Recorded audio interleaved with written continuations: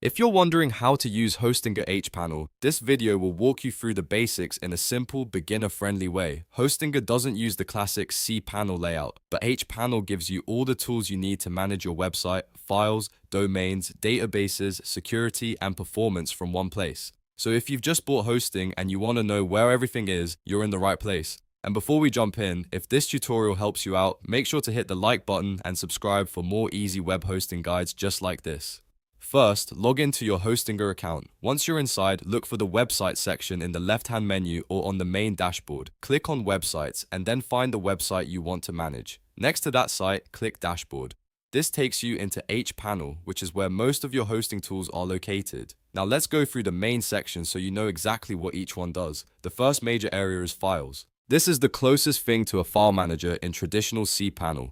Inside your hosting management area, go to hosting, then click manage, and then select file manager. From here, you can upload files, delete old files, edit website code, and organize the files that make up your website. If you're working on a WordPress site or custom site files, this is one of the most important sections to learn. Another useful part of files is backups. Hostinger makes it easy to restore a previous version of your website if something goes wrong. You can also download backups for extra safety. This is really helpful if you're making changes to your site and want a fallback option just in case something breaks. Next is the domain section. This is where you manage your main domain, subdomains, and DNS settings. If you want to connect a new domain, create a subdomain, or point your domain to another service, this is the section you'll use.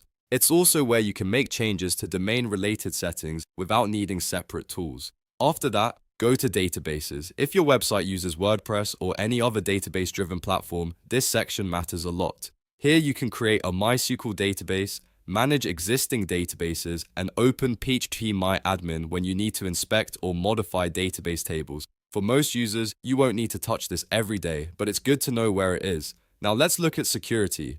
This section helps protect your website and your visitors.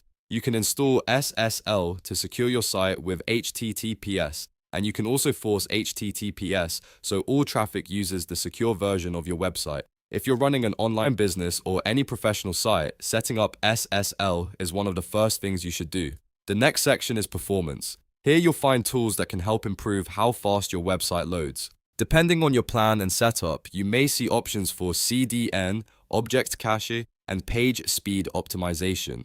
These tools can help your site feel faster and perform better for visitors around the world. You'll also find analytics inside HPanel. This is where you can view useful data about your website and hosting activity.